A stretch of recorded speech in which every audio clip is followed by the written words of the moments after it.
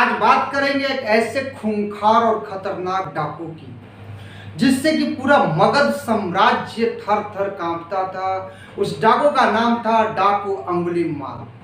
वो क्या करता था, लोगों को मार के, लोगों का वध करके उनकी अंगुलियों को माला में पिरो के गले में धारण करता था, गले में पहनता था, जिसकी वजह से वहां के लोगों ने उसका नाम अंगुलीमाल डाकू रख दिया गया।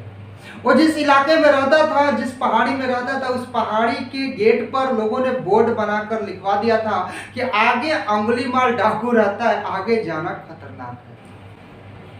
उधर कोई जाता ही नहीं था इसके डर के मारे से। इसने प्रतिज्ञा भी करा था कि 1000 लोगों का कत्ल करेगा, और ये 999 लोगों का कत्ल कर चुका था, एक का करना बाकी था। वो इतना खतरनाक था कि वहां के, जब मगध में राजा बिंबिसार रहते थे, वो भी वहां जाने से कांपते थे, वो भी वहां नहीं जाना चाहते थे और जाते भी नहीं थे। मैंने बुक में पढ़ा है कि कभी कभी उनकी जो अंगुलीमाल की माँ है, वो अंगुलीमाल से मिलने के लिए कभी कभी जाया करते थे, लेकिन जब उनकी माँ को पता लगा कि 999 कत्ल कर चुका है, तो वहां भी जाने से मना कर दिया, वहां जाना ही छोड़ दिया, क्योंकि क्या पता, हो सकता है कि अगला कत्ल अपनी माँ का ही कर डाले और उसके बाद अपना टारगेट अचीव कर ले। एक बार की बात है कि उधर से भगवान बुद्ध गुजर रहे थे और उसी रास्ते से जाना चाह रहे थे। वहां के स्थानीय लोगों ने उन्हें रोका, उधर जाने से मना करा, कहा कि प्रभु आप इधर ना जाएं, इधर डाकू अंगुलीमाल रहता है और इसका एक पर्सन का कत्ल करना है, इसको हो सकता है अगला पर्सन आप ही को मतलब आपको काट डालेगा ये। भगवान बुद्ध मुस्कुराए और बोले कि फिर भी जाऊंगा मैं। उन्होंने एक अच्छा सा जवाब दिया, बोला कि अगर तुम ये चीज नहीं बताए होते कि इधर अंगुलीमाल डाकू रहता है, तो शायद मैं उधर नहीं जाता, शायद मैं नहीं जाता, लेकिन जब तुम बता दिए हो तो मैं 100% उस रास्ते से जाऊंगा ही जाऊंगा, इतना ही नहीं उससे मिलकर भी आऊंगा। भगवान बुद्ध अपने साथ कई सारे शिष्य लेके चलते थे, सारे शिष्यों के अंदर डर हो गया था। तो भगवान बुद्ध ने कहा कि तुम सारे रह जाओ, केवल मैं अकेले जाता हूँ। भगवान बुद्ध अपने आंखों में चमक लिए हुए निडर भाव से उस पहाड़ी की तरफ निकल पड़े।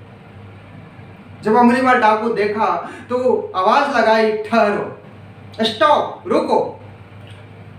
भगवान बुद्ध रुके नहीं, चलते रहे। फिर अंगुलीमाल ने दोबारा आवाज लगाई, ठहरो, रुको, रुक जाओ, स्टॉप, रुको।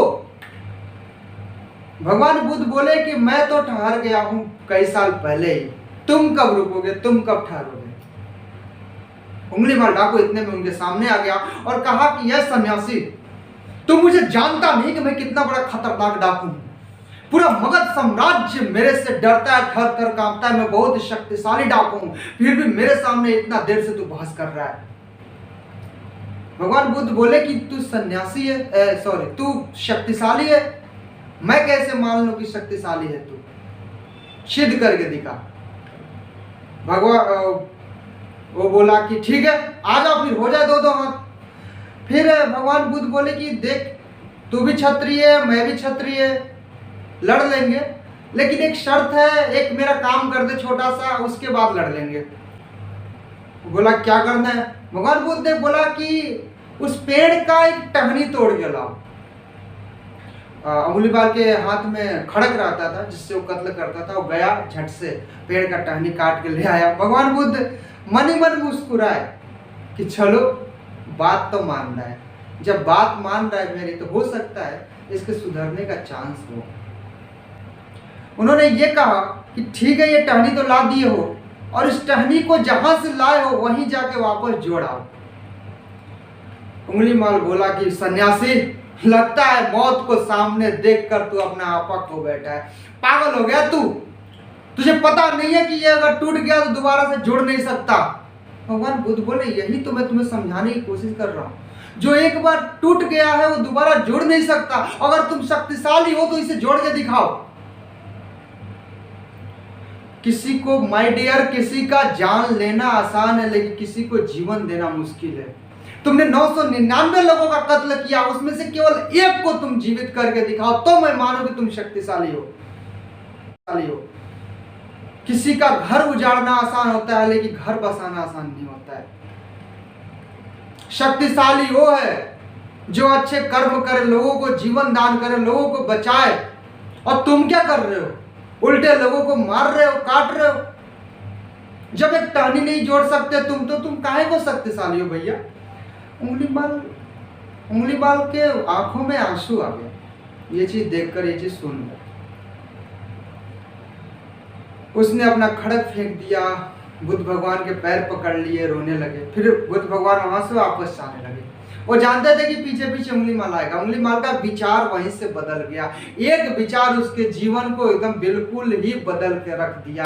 डाकू से, किताब में लिखा गया है कि वो डाकू से बाद में सन्यासी बन गया। भगवान बुद्ध आगे आगे जा रहे थे, पीछे पीछे उंगलीमाल डाकू जा रहा था। लोग देखकर दंग रह गए। ठीक है, आगे कहानी है कि एक बार उंगलीमाल भीख मांगने के लिए गया, तो जिस लोगों के घर के लोगों की उंगली काट रखा था ना, उन लोगों ने इसे पत्थर से मारे। इसे पत्थर से मार कर लहूलुहान कर दिए। उंगलीमाल आया बुद्ध भगवान के पास। बुद्ध भगवान ने उसके शरीर पर हाथ रखे और पूछे कि क्या पीड़ा हो रही है? उंगलीमाल ने कितना अच्छा सा जवाब दिया कि प्रभु, पीड़ा तो मन को होती है, तन को नहीं। और पत्थर तो तन पर मारा गया, शरीर पर मारा गया, मन पर नहीं मारा गया। और मन को पीड़ा इसलिए नहीं हो रही है प्रभु, क्योंकि मन तो आप अपने साथ ले गए हैं। सोचिए, एक छोटा सा विचार उसका पूरा जीवन ही बदल डाला, पूरा उससे ही बदल डाला है। जब उंगलीमाल डाकू का विचार बदल सकता, क्या हमारा विचार नहीं बदल सकता? हम अपने अंदर क्या है, नेगेटिव सोच रखते हैं, इसको बिगाड़ दें, उसको बिगाड़ दें, इसका ये कर दे, उसका ये कर दे। अरे माय डियर, इसके बदले हम ये क्यों नहीं सोचते कि इसका बना दें, इसका ठीक कर दे, इसको खुश कर दे, ये हैप्पी हो जाए मेरे से। आप दिन में कितने लोगों को दुखी करने के बजाय कितने लोगों को खुश करने की कोशिश कीजिए। ये होता है अच्छा विचार। नेगेटिव थिंक रहती है हमारे दिमाग में, नेगेटिव बातें घूमती रहती है। एक बात बताऊं, जो बंद घड़ी रहती है ना, वो भी 24 घंटे में 2 बार सही टाइम बताती है। यानी एक बंद घड़ी के अंदर भी आप पॉजिटिव बातें निकाल सकते हैं। इसलिए हमेशा पॉजिटिव रहिए। अगर नेगेटिव चीज आता है तो उसे बदलिए, पॉजिटिव में विचार बदलिए, आपका जीवन सफल हो जाएगा और जीवन बदल जाएगा।